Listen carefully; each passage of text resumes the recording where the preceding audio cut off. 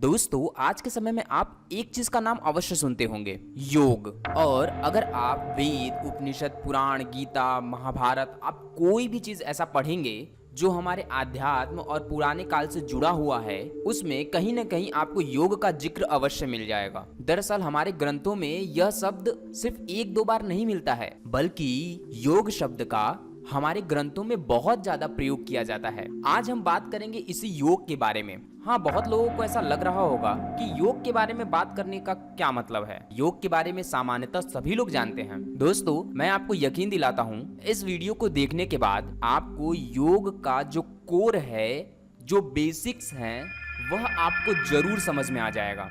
योग हमारे लिए इतना महत्वपूर्ण क्यों है, और जो हम योग समझते हैं क्या वही योग है? सही मायने में योग है क्या? ऐसे सभी सवाल आपको इस वीडियो में जरूर मिल जाएंगे। और यकीन मानो दोस्तों, इन्हें अगर आप एक बार समझ जाएंगे ना, तो आपकी लाइफ स्टाइल बिल्कुल बदल जाएगी। आपको किसी भी सब्जेक्ट को देखने का नजरिया बदल जाएगा। आपको अपने हर कार्य में बहुत मजा आने लगेगा। तो चलिए हम जानते हैं योग के बारे में। तो योग शब्द का सामान्यतः अर्थ क्या होता है? जैसा कि नाम से ही पता चल रहा है, योग मतलब जोड़ना। जोड़ सभी को पता होगा, एक संख्या या दो संख्या को जोड़ना या ऐड करना, इसी को योग कहते हैं। अब जोड़ना तो किसे जोड़ना? आजकल जो हम लोग योग करते हैं, जैसे प्राणायाम, ध्यान, आसन, क्या आपको लगता है कि इन सब को करने से हम किसी चीज को जोड़ पाते हैं? देखिए, हम ऐसा नहीं कह रहे हैं कि प्राणायाम, योग और ध्यान योग नहीं है, बल्कि प्राणायाम, योग और ध्यान योग के मुख्य अंग हैं। इन तीनों के बारे में हम आगे विस्तार से बात करेंगे। पहले हम जानते हैं जोड़ना। यहाँ पर किस चीज को जोड़ने की बात की जाती है? हम अपने शरीर, मन, आत्मा, बुद्धि, विवेक, किसी के भी साथ कुछ भी जोड़ते हैं, उसे ही योग कहते हैं। कुछ भी जोड़ना, अगर हम अपने शरीर के साथ कुछ भी जोड़ देते हैं, उसे ही योग कहते हैं। अब बहुत लोग के मन में ऐसा क्वेश्चन उठ सकता है, हम अपने शरीर के साथ, मन के साथ तो बहुत कुछ जोड़ते हैं, क्या वह योग होगा? हाँ, बिल्कुल वह योग होगा। अगर हम एक गिलास पानी भी पीते हैं तो वो भी योग होगा, क्योंकि वह पानी हमारे शरीर में जाके जुड़ जाता है। अगर हमें किसी से प्यार है और उन्हें पाने के लिए हम ढेर सारे कार्य करते हैं, तो वो भी योग ही है। हम अगर पढ़ाई करते हैं, पढ़ाई करके कुछ बनना चाहते हैं, तो वो भी योग है। हम अपने जीवन में जो भी कार्य करते हैं, वह सब योग है। अब कुछ लोगों का मन ऐसा हो रहा होगा कि भाई सब कुछ योग है, तो फिर हम योग क्यों करें? हम तो अपने आप हर दिन योग करते हैं। चलिए इस पे हम विस्तार से बात करेंगे। उससे पहले हम जान लेते हैं कि हमारे ग्रंथ और पुराणों में हमारे ऋषि मुनि और बाकी लोगों ने क्या क्या कहा है योग को लेकर। देखिए, महर्षि वेद व्यास जी के अनुसार योग का अर्थ है समाधि, अर्थात हम योग में संपूर्ण समाधि की अवस्था में पहुंच जाएं, उसे ही योग माना जाता है। यानी हमारे शरीर के साथ अगर समाधि जुड़ जाता है तो उसे हम योग मानते हैं। भगवान श्री कृष्ण के अनुसार, अर्थात गीता के अनुसार, जो हमारा कार्य है, अगर हम उसमें लिप्त हो जाएं और उस कार्य से हमें दिव्य प्रेरणा मिलने लगे और उस दिव्य प्रेरणा से हमें वह कार्य करने में और ज्यादा मजा आने लगे, या वह कार्य करने के लिए हमें प्रेरित करे, उसे ही योग कहते हैं। सब मिलाकर हम जो कर्म कर रहे हैं, उस कर्म में अगर हमें मजा आने लगे, आनंद आने लगे, वह कर्म हमसे जुड़ने लगे, तो वही योग है। वैसे गीता में ध्यान योग, सांख्य योग और कर्म योग, इन तीनों योगों पर ज्यादा जोर दिया गया है। महर्षि पतंजलि के अनुसार जो हमारा मन है, उस मन में अगर कोई वृत्तियां उत्पन्न होती हैं, उसे अगर हम रोक पाएं तो वह योग है। वृत्तियां अर्थात हम अपने मन को पूरी तरीके से काबू कर ले, जो चाहे वही सोचे और अपने सोच पर नियंत्रण हासिल कर ले, वही योग है। तो दोस्तों, यह हमारे कुछ ऋषि मुनि और हमारे ग्रंथों के अनुसार बताई गई बातें हैं। परंतु आप अगर ध्यान देंगे तो इन सब में एक बात पर बहुत ज्यादा ध्यान दिया गया है, वह है जोड़ना। शरीर को समाधि से जोड़ना, शरीर को कर्म से जोड़ना या मन को शरीर से जोड़ना, इन सब का मेन मोटिव सिर्फ जोड़ना ही है। तो आपको इतना तो समझ में आ गया होगा कि योग अर्थात हम किसी भी चीज को अपने शरीर से जोड़ते हैं, अपने मन से जोड़ते हैं, अपने आत्मा से जोड़ते हैं, उसे ही योग कहते हैं। अभी बहुत लोगों के मन में ऐसा क्वेश्चन उठ रहा होगा, फिर ये ध्यान, योग और प्राणायाम क्या है जो योग के नाम पर मुझे कराया जाता है? देखो दोस्तों, ध्यान, योग, प्राणायाम एक माध्यम है जो कि हमें किसी भी चीज से जोड़ सकता है।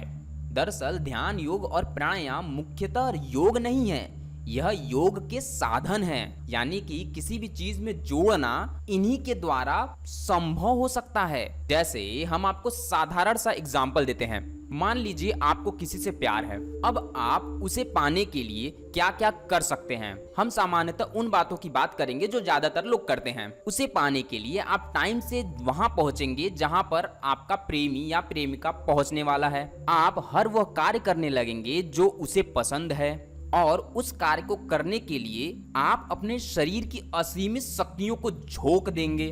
पैसा हो, मेहनत हो, टाइम हो, हर चीज आप पूरे मन से करने लगेंगे। पूरा मन, आत्मा और शरीर का ध्यान पूरी तरीके से अपने प्रेमी या प्रेमिका पर लगा देंगे। अब इससे क्या होगा? इससे दो काम होता है, या तो प्रेमी या प्रेमिका आपको मिल जाते हैं या तो आपसे दूर चले जाते हैं। लेकिन आपने जुड़ने के लिए जो जो कार्य किया वह सब योग के अंतर्गत आता है। अगर आप सूक्ष्मता से ध्यान देंगे तो आपको पता चलेगा कि आपका पूरा ध्यान कहाँ पे था, उसके कार्यों में, कि कैसे मुझे अगला स्टेप उठाना है। आपका पूरा शरीर कहाँ पर था उस कार्य को करने के लिए। आपका पूरा टाइम कहाँ था, उस कार्य पर था। यानी कि आपका शरीर, मन, आत्मा सब कुछ एक जगह था। इसे ही तो योग कहते हैं। अब कोई चीज योग में है या हम योग कर रहे हैं, यह कैसे पता चलेगा? इसे पता करने का सबसे अच्छा उपाय यह है कि हमारा शरीर आनंदित होगा। जब हमारा शरीर आनंदित होगा तो आप समझ लीजिए कि हम योग कर रहे हैं। एक दूसरे एग्जाम्पल से इसे और अच्छे से समझते हैं। जैसे मान लीजिए आप कोई कार्य कर रहे हैं, आप हर रोज ऑफिस जाते हैं और आपको ऑफिस जाना बहुत ही अच्छा लगता है। आपको वहां पर दिया गया हर कार्य करने में मजा आता है। अगर वह कार्य आपको न मिले तो आपको मजा नहीं आएगा। आप हर समय वही कार्य करना चाहते हैं और उसी में रमना चाहते हैं। उसके लिए आप टाइम से उठकर ऑफिस चले जाते हैं, देर तक उस कार्य को करते हैं और अच्छे रिजल्ट निकालकर आप देते हैं। जब ऐसा होने लगे और इस कार्य को करने में आपको बहुत आनंद आए तो समझ लीजिए कि आप योग कर रहे हैं, यानी कर्म योग कर रहे हैं, कार्य योग कर रहे हैं। अब सीधा सा तात्पर्य योग का है कि जिस कार्य में मुझे आनंद मिलने लगे या हम जो भी चीज कर रहे हैं अगर मुझे आनंद प्राप्त हो गया, वही योग है। आपको यहाँ तक तो अच्छे से समझ में आ गया होगा कि योग क्या है और योग कैसे किया जाता है। अब ध्यान, योग और प्राणायाम क्या है, इस पे भी जरा बात कर लेते हैं। देखिए, जैसा कि हमने आपको पहले भी बता दिया कि ध्यान, योग और प्राणायाम एक माध्यम है आपको योग तक यानी किसी कार्य में जोड़ सके। अब जैसे आपको बहुत इच्छा है कि हम उठे और ऑफिस जाएं और वहां का कार्य भी करने में बहुत आनंद आता है आपको, लेकिन आप टाइम से उठ नहीं पाते हैं और टाइम से आप जा नहीं पाते हैं क्योंकि आपके अंदर एनर्जी, ऊर्जा की कमी है, या आपको आलस्य आ रहा है, या कोई भी रीजन हो सकता है। और यह ज्यादातर लोग के साथ होता है। बहुत लोग सोचते हैं कि मुझे पढ़ना चाहिए, मुझे ये कार्य करना चाहिए, उन्हें पता है कि यह कार्य करने से उन्हें सक्सेस मिल सकता है, लेकिन वह नहीं करते हैं। और उन्हें उस कार्य में मजा भी आता है, फिर भी वह नहीं करते हैं। क्यों? क्योंकि उनके पास साधन नहीं है वह कार्य करने के लिए। साधन मतलब ध्यान, योग और प्राणायाम। अगर आप ध्यान, योग और प्राणायाम करेंगे तो यह आपको आपके कार्य से जोड़ने में मदद करेगी, यानी कि आप टाइम टू टाइम अपने कार्य को बहुत ही बखूबी निभा सकते हैं। अब यह बात अलग है कि जो ध्यान, योग, प्राणायाम करता है वह इसी कार्य को अपना कर्म बना लेता है और उसे इसी में मजा आने लगता है। यह वही बात हो गई अपने हॉबी को ही प्रोफेशन बना लेना। ध्यान योग प्राणायाम एक माध्यम था जो कि हमें अपने योग अर्थात किसी चीज से जोड़ने का कार्य करता था। अब हम ध्यान योग से ही जुड़ना चाहते हैं तो इसका आनंद एक अलग रूप में मिलता है। यह उन लोगों के लिए होता है जो इसी पर पूरी जिंदगी निकालना चाहते हैं। वह अपने आप को बहुत ही सूक्ष्मता से समझना चाहते हैं कि हम कौन हैं, हम कहां से आए हैं और हम किस लिए आए हैं। अर्थात वह खुद से ही जुड़ना चाहते हैं, अपने आप से मन को जोड़ना चाहते हैं, अपने आप से मस्तिष्क को जोड़ना चाहते हैं और अपने आप से आत्मा को जोड़ना चाहते हैं और संपूर्ण चीज को जोड़कर आत्मा से परमात्मा को जोड़ना चाहते हैं। उनके लिए ध्यान योग और प्राणायाम में ही रम जाना उनका कार्य होता है। लेकिन हमारे जीवन में हमें अपने जिम्मेदारियों से जुड़ना ही योग है। यानी कि अगर हम पढ़ रहे हैं तो वह हमारे लिए योग है, अगर हम कोई बिजनेस कर रहे हैं तो वह हमारे लिए योग है, अगर हम टीचिंग कर रहे हैं तो वो हमारे लिए योग है। यानी कि आपका कर्म ही आपका योग है और इस कर्म को करने के लिए आपके अंदर ऊर्जा होना बहुत जरूरी है। ऊर्जा दो चीजों से मिल सकती है, या तो आपके अंदर बहुत ज्यादा जुनून हो इस कार्य को करने के लिए, या तो आप ध्यान योग और प्राणायाम का सहारा ले सकते हैं जिससे कि आपके अंदर बहुत ज्यादा ऊर्जा उत्पन्न हो जाएगी आपको अपने लक्ष्य तक पहुंचाने के लिए। अब जो भी कोई योग करता है उसे मोक्ष निश्चित ही मिलता है। अर्थात जो कोई योग में महारत हासिल कर लेता है यानी योग को सिद्ध कर लेता है उसे मोक्ष जरूर मिलता है। दोस्तों, क्या आपने कभी मोक्ष को देखा है, समझा है या जाना है? नहीं, किसी ने न ही समझा होगा, न ही देखा होगा और न ही जाना होगा, क्योंकि अगर जिन्हें इसका समझ और अनुभव मिल जाए वह हमारे बीच में नहीं रहेगा। परंतु मैं आपको इसका एक साधारण सा उदाहरण दे सकता हूँ। आप ऐसा समझ सकते हैं कि जब कोई इंसान अपने कार्य में इतना सक्षम हो जाए कि उसे देश दुनिया सब जानने लगे उसके कार्य से, तो समझ जाइए कि उसे मोक्ष मिल गया।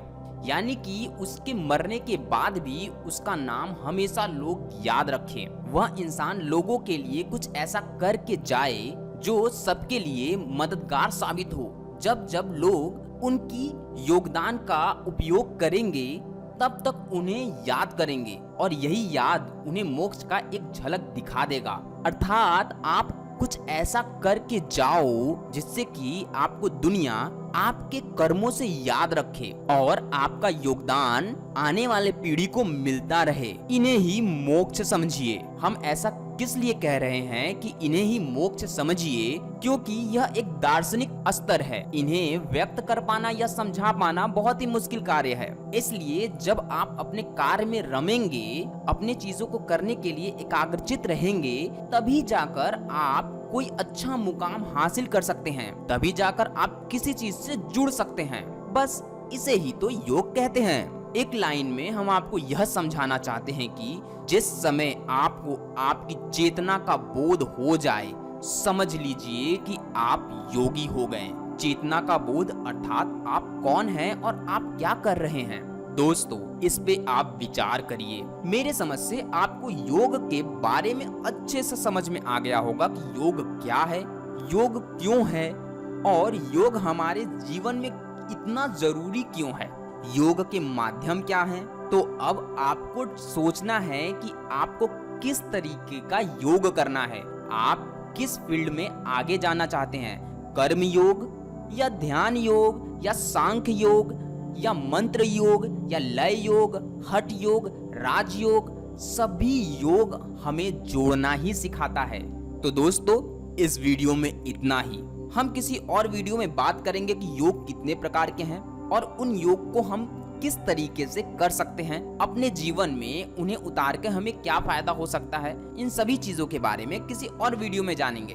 तो यह वीडियो आपको कैसा लगा आप हमें अवश्य बताएं। अपना अनुभव हमें कमेंट में देना न भूलें। अगर आप हमारे चैनल पे पहली बार आए हैं तो आप हमारे चैनल को सब्सक्राइब कर बेल आइकन दबा दें ताकि सबसे पहले आपको वीडियो मिल सके। तो नेक्स्ट वीडियो में मिलते हैं नेक्स्ट टॉपिक के साथ। तब तक के लिए bye bye. Thank you for watching.